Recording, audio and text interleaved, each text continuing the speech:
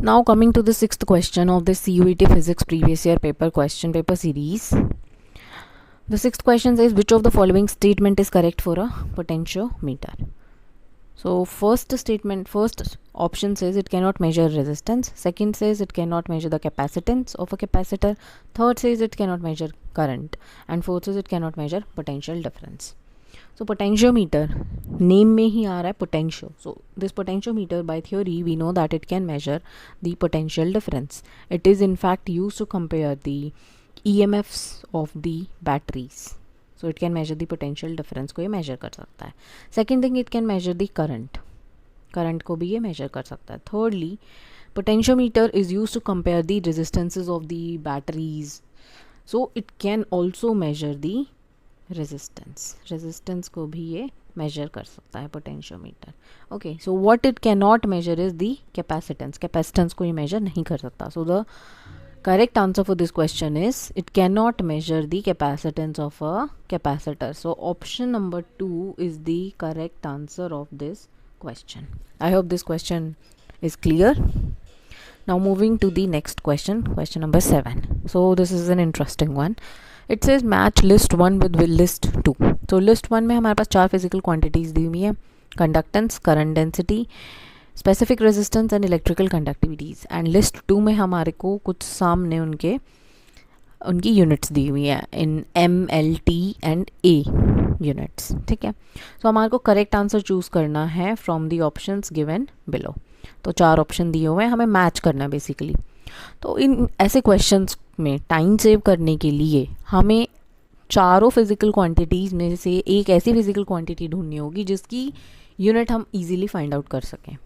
तो मेरे लिए यहाँ पे इजी वन है the current density. Option B में जो हमारे को फिजिकल क्वांटिटी दी हुई है current density is denoted by J and current density का formula is current per unit area. Okay, now current को हम मेजर करते हैं एम्पेयर में एंड एरिया को मेजर करते हैं मीटर स्क्वायर में, और मीटर स्क्वायर कह लो या फिर L की पावर 2 कह लो. तो हमारे पास करंट डेंसिटी की जो यूनिट्स आई हैं that is M0, L-2, T0 and A1. तो हमारे को ये ऑप्शन में देखना होगा लिस्ट 2 में M0, L-2, T0 and A1. So option number 3 मुझे दिख रहा है. तो B का आंसर देखिए, इन चारों ऑप्शंस में से B के आगे थर्ड किस में आ रहा है? फोर्थ ऑप्शन में. So correct answer for this question is option number 4. हम इसको टैली भी कर सकते हैं. करंट डेंसिटी की हमने निकाल ली. नाउ अगर हमारे को कंडक्टेंस की निकालनी है जो कि ए पार्ट है conductance we know that conductance क्या होता है बेटा? कंडक्टेंस इज 1/R, 1 रेजिस्टेंस होता है. ठीक है, तो हम R की यूनिट्स निकाल सकते हैं और उसी से हम कंडक्टेंस की यूनिट्स को भी निकाल सकते हैं. थर्डली अब हम देखते हैं करंट डेंसिटी हमने निकाल लिया है. Third one is specific resistance और रेजिस्टिविटी. स्पेसिफिक रेजिस्टेंस और रेजिस्टिविटी रो से हम डिनोट करते हैं एंड इसका फॉर्मूला होता है RA/L. तो हम इसको इजीली निकाल सकते हैं. R की यूनिट हमने कंडक्टेंस में निकाल ली होगी, इसी से हम स्पेसिफिक रेजिस्टेंस की निकाल सकते हैं. And then fourth one is electrical conductivity sigma. We know this relation J is equals to sigma E. ठीक है, तो इस रिलेशन से हम सिग्मा की SI यूनिट निकाल सकते हैं J/E. ठीक है, J is the current density जिसकी SI यूनिट हमने निकाली ही है, उसको पुट कर देंगे एंड E की हम SI यूनिट निकाल लेंगे. This way we can solve this question. Otherwise we don't need to waste our time on finding out the units for all the 4 quantities. जस्ट एक क्वांटिटी की हमने निकाल ली और हमने देख लिया करंट डेंसिटी की यूनिट मैच कर रही है ऑप्शन नंबर 3 से एंड एक ही ऑप्शन में B का आंसर 3 है. So the correct answer will be 4. So this way you can save your time also. ठीक है, in case of any doubt you can comment in the below the video. Okay, now moving to the next question. This question says, 8th question, an infinite line charge produces an electric field of 9 into 10 to the power 6 Newton per coulomb at a distance of 20 centimeter. The linear charge density will be. हमारे को 4 option दिए हुए हैं. Infinite line charge के कारण electric field हमें पता है कितनी प्रोड्यूस होती है, λ/2πε0r. ठीक है, तो हमारे को यहाँ पे इलेक्ट्रिक फील्ड गिवन है. Electric field is 9 into 10 to the power 6 newton per coulomb and lambda we need to find out. Okay, 1/2 pi epsilon naught की वैल्यू कितनी होती है बेटा? 1/4 पाई एप्सिलॉन नॉट की वैल्यू होती है 9 into 10 की power 9. So 1/2 pi epsilon naught की वैल्यू क्या हो जाएगी? उसकी double. So that will be 18 into 10 to the power 9. Clear है? And we are given with r is 20 centimeter. We already know that we have to put every physical quantity in SI unit. So r को हम metre में convert कर लेंगे and that will be 0.20 metre. Clear है? और इस relation से हम कैलकुलेट करेंगे, we can find out lambda. Now lambda को निकालने के लिए हम देख रहे हैं this gets cancelled by 9 and the result is 2. and now 10 की पावर्स को जब हम सॉल्व करेंगे 10 की पावर 3 बचेगा यहाँ पे. ठीक है, और ये यहाँ नीचे हमारा बचेगा 0.10. डेसिमल में कन्वर्ट कर लेंगे, this will be 10 to the power -1. ऊपर जाएगा न्यूमरेटर में, दिस विल बी 10 की पावर +1. सो 10 की पावर 4 हमारा यहाँ पे लैम्डा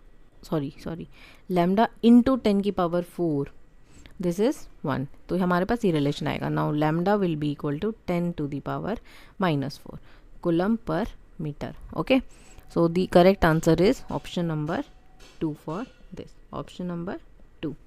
clear है? कैलकुलेशन आप लोग कर सकते हैं, फिजिक्स मैंने आपको बता दी. now moving to the next question number 9, which says 10 capacitors each of 2 microfarad capacity were arranged in 2 rows such that the first row contains 6 capacitors in series. पहली रो में 6 कैपेसिटर्स हैं बेटा.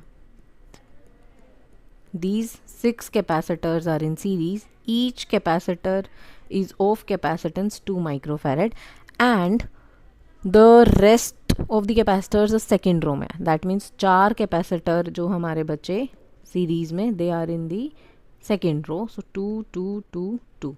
So this is the circuit. The equivalent capacitance of the network हमारे को निकालनी है. हमारे को 4 ऑप्शन दिए हुए हैं. We know that when the capacitors are connected in series, we can find out the net capacitance by using the relation 1/C is equal to 1/C1 plus 1/C2 plus 1/C3 plus 1/C4 plus 1/C5 plus 1/C6. Okay, for the first row हमारे पास 6 capacitors हैं. तो first row की net capacitance जब हम निकालेंगे, this will be 1/2 plus 1/2 plus 1/2 plus 1/2 plus 1/2 plus 1/2. This is 6 times. So this will be 6/2.